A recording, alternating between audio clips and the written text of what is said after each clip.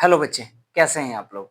आज आपको बताने वाला हूँ भिन्न से रिलेटेड आपको एलसीएम और एचसीएफ दोनों बताने वाला हूँ।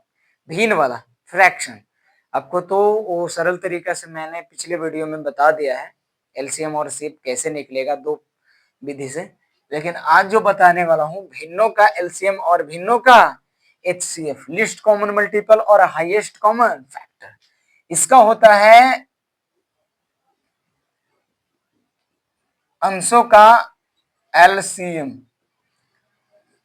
ठीक है, और हरों का एचसीएफ। ये होता है आपका फॉर्मूला एलसी, भिन्नों का एलसी में। अब भिन्नों का एचसीएफ में जो होता है यहां पे लिख देना है अंशों का एचसीएफ और हरों का एलसीएम। ये जो दो तरीका है ना, ये आपका सूत्र हुआ, फॉर्मूला हुआ। जब ये फार्मूला आपको पता रहेगा तो आपको फ्रैक्शन वाला एलसीएम, फ्रैक्शन वाला एचसीएफ आपको सही तरीके से बन जाएगा।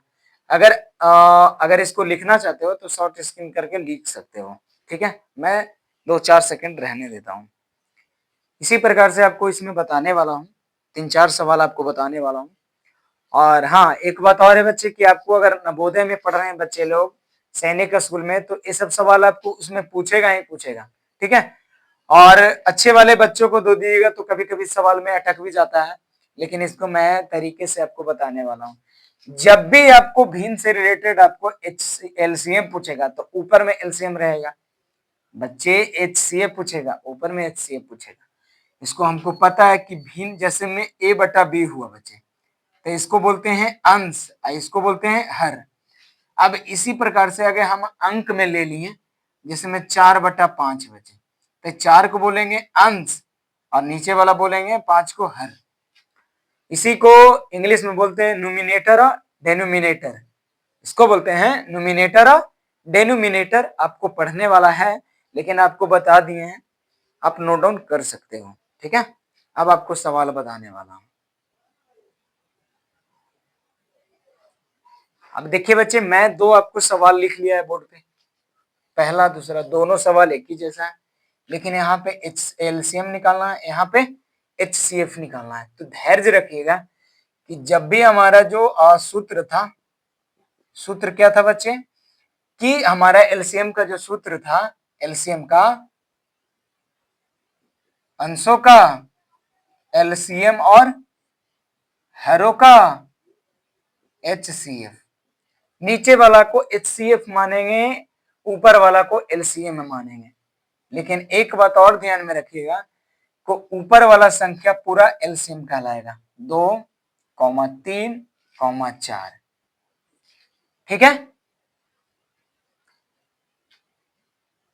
का एलसीएम। और नीचे वाला है 3,4,5 का एचसीएफ। अब यहाँ पे ध्यान हमको रखना है कि एलसीएम निकालना है। तो जब एलसीएम निकालना है तो सबसे पहले ध्यान होना चाहिए कि हमें इसको गुणनखंड में करेंगे तो ये तीनों जो आपको डिजिट है, कोई सम संख्या कोई विषम संख्या, तो 4×3 = 12 है ना। ये भी क्या है, सम संख्या, तो इससे रिलेटेड हो रहा है, तो इसका एलसीएम कितना आएगा, 12 आएगा। अब देखिए 3, 4, 5 में 3 का कोई गुणनखंड होगा, नहीं होगा। 4 का 2 होगा, 5 का 1 5 होगा, तो इसमें कुछ कॉमन नहीं मिल रहा, इसीलिए 12/1। लेकिन इसका एलसीएम जो आएगा 12 आएगा, एचसीएफ जो आएगा 1 आएगा। इतना समझ में आया होगा आपको, समझ गए। लेकिन यहाँ पे हम लिख देंगे कि 2/3, 3/4 तथा 4/5 का एलसीएम आएगा, कितना आएगा, 12 आएगा। अब यहाँ पे ही सवाल है बच्चे, इसका एचसीएफ निकालना है।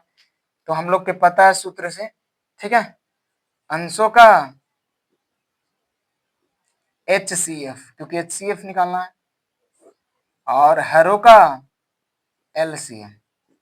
तो एचसीएफ ऊपर वाला हो जाएगा बच्चा 2,3,4 का एचसीएफ, और यहाँ पे हो जाएगा 3,4,5 का एलसीएम। तो हमको निकालना क्या है, हमको निकालना है एचसीएफ। आपको दिखाई दे रहा होगा बच्चे। तो हमें निकालना है HCl। तब देखिए इसमें कॉमन, तीनों में कॉमन होना चाहिए।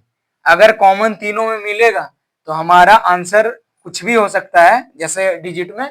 अगर हमारा कॉमन तीनों में नहीं मिल रहा है तो उसका जो HCF आएगा वो 1 आएगा। अब इसका LCM निकालना है, तो 4 तिया 12, 12 पचे 60। तो यहाँ पे लिख देंगे बच्चे, यहाँ पे लिख देंगे हम ऊपर में कि 2/3 कॉमा 3/4 तथा 4/5 का HCF कितना आएगा, 1 आएगा। आपका राइट आंसर। इतना समझ में आया होगा तो वीडियो को एंड तक देखिए, ऐसा वाला सवाल इसी प्रकार से आपको बन जाएगा। Okay, bye bye.